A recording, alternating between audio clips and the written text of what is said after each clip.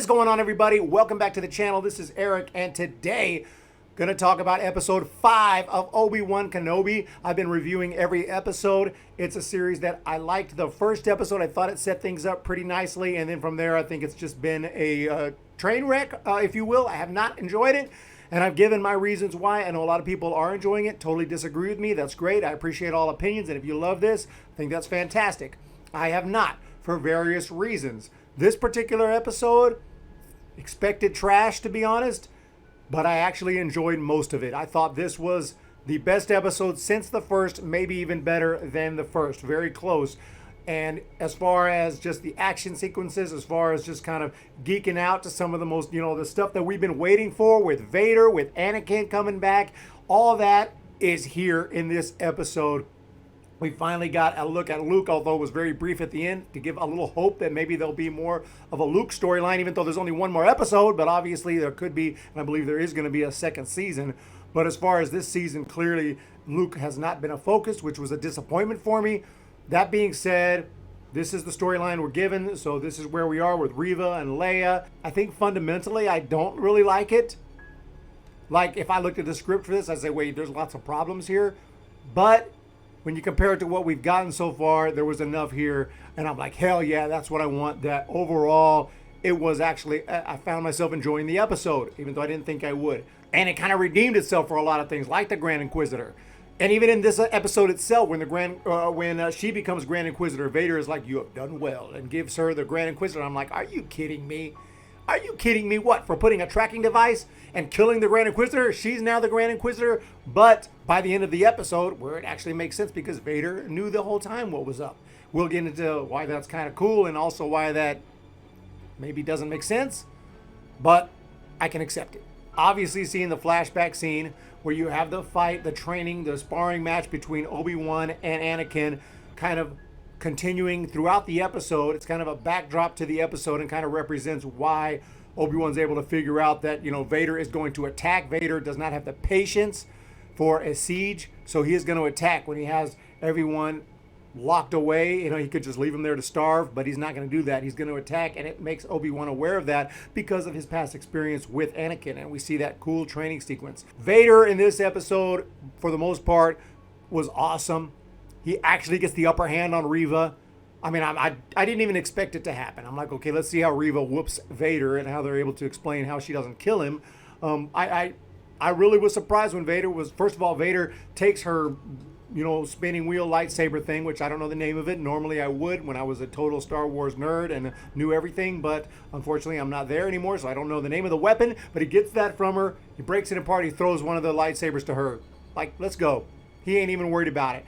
And then he ends up losing the lightsaber, but he gets them both back. He pretty much just toys with her and takes her out. And it was awesome. It was awesome. And then when at one point he's going after a ship, he just tears apart the ship to get inside. It just, it was awesome. It was awesome. Can I just say that? And I really, really enjoyed seeing Vader in this episode be Vader as far as that goes. Just a badass, extremely strong with the Force, ruthless mother effer. But is he ruthless? Because he did not even kill Reva. What was that? They left her there. I don't understand. They kill anybody who is Force sensitive. Doesn't matter if it's a 3-year-old who's never used the Force. They kill anyone who's Force sensitive. Reva, extremely Force sensitive, extremely strong with the Force, knows who Darth Vader is, tried to kill him, and they don't kill her? So that brings us to some of the things I didn't like about the episode. And like I said, overall, it was entertaining because of what I've just said, because of Vader, because of the match scene, Obi-Wan and Anakin, the flashbacks. Obviously, they look a little older. Anakin looks a little older. I thought they might be able to do better with the CGI, but you know what? I'm not going to complain about that. I understand. It's been 20-something years. It's been a long time. So obviously, it would make sense.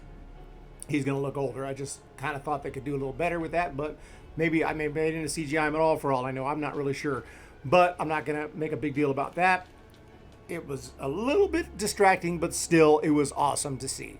But there's two things about Darth Vader. Number one, there's no way he doesn't kill her right there. There is no way he doesn't chop her into pieces or something. There's just no way.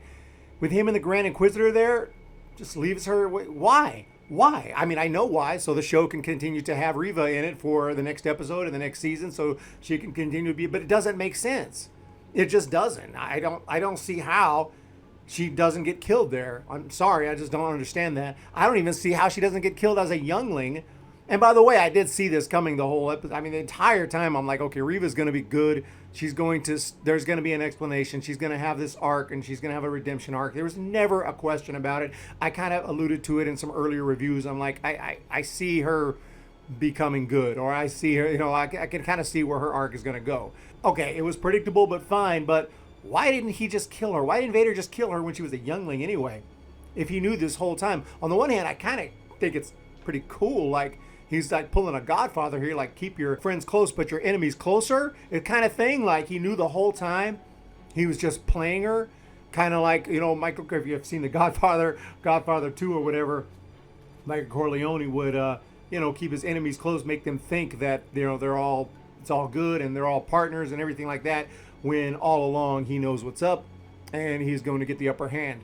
And that's kind of what happened here, but it just doesn't really make sense. She knew who he was. She was blowing his cover this whole time. Like, why the hell?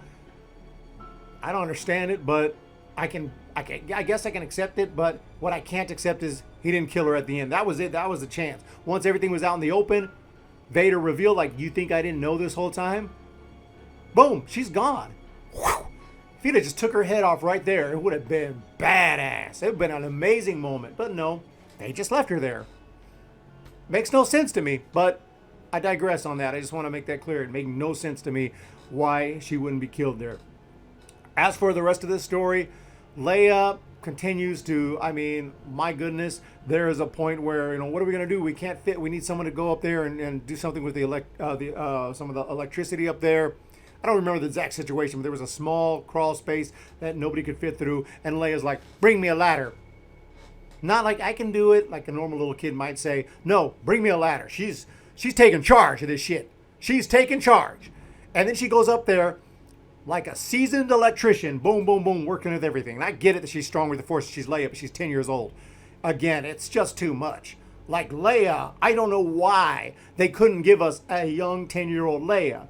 They gave us Super Leia. She is smarter and quicker and wittier and everything than she was as an adult in the original trilogy. And she was pretty damn smart and witty and pretty awesome then. Now she's 10 years old and she is just better than everyone and smarter than everyone. It is just kind of weird. I don't like it. I don't like it. Sorry. I don't know what to say with you.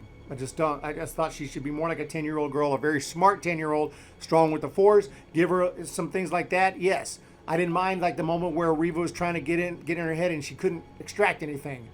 Because Leia's just strong with the Force. Leia's able to, she doesn't want her to know, she couldn't get it out of her head. That was a pretty cool moment. But, good God, man. She's good at everything. This is just crazy. But I feel like I'm complaining a lot, and I'm just trying to save my negatives for the episode. I did have nitpicks for this episode, but it certainly is the best one since the original. There was enough awesome stuff here. It's explained Grand Inquisitor is not really dead. How he survived, I'm not really clear on, but, he got apparently killed by Reva, which made no sense in the timeline because the Grand Inquisitor is in Rebels, but he's not dead. So, okay, so that problem is solved. But I hope they just you can't just keep saying, oh, this didn't really happen, this didn't really happen, oh, memory wiped, and just make excuses so that you can do whatever you want with the timeline. I don't know about that, but, if you're going to kill someone and show us they're dead, they should be dead. But, okay, Grand Inquisitor's not dead. They get the upper hand on Reva. It was pretty awesome. Reva's not killed, of course. We see Luke at the end, and leaves me with some excitement for the last episode. And I think when you add all the positives and negatives, it's not, to me, a 9 or 10 type episode, but it's certainly not a 5 or something that I've been giving some of these episodes. I think it's somewhere around a 7.5. It was a solid episode, enjoyable, but still lots of nitpicks. Lots of things I'm like, that makes no sense. That wouldn't happen. Vader, yes, he's awesome. And from a lot of the episode, he's the Vader that we remember. But for some of it, his decisions are like, that's not Vader. Vader wouldn't do that. Vader would just kill you. Vader ain't Michael Corleone. But, hey, you know what? Maybe it's a different side to Vader we never knew about. He can play somebody, pretend that everything's good, but all the time he knows. There was one moment when Reva tried to kill Vader I thought was stupid, too. Her idea of killing him was sneaking up behind him and then going with the lightsaber and yelling before you hit him. Genius.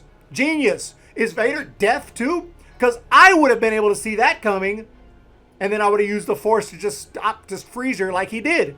That would.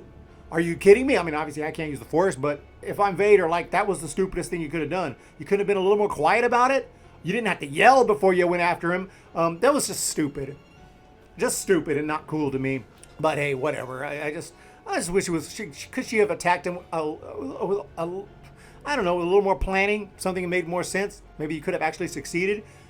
If that was as simple as just to sneak up behind him and go, she could have done that a long time ago. If that was her whole plan, but whatever. Guys, sorry to rant a little bit. Overall, I enjoyed this episode, enjoyed the flashbacks, enjoyed Vader in this one. Obi-Wan Kenobi didn't have a whole lot to do, didn't have a whole lot of lines, but yeah, that's this story. Obi-Wan is always kind of, kind of dumb, kind of slow. The other woman was a hero who blew up everything to save the day, of course. I forgot her name, sorry.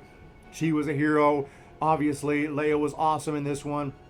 Obi-Wan kind of taking a back seat.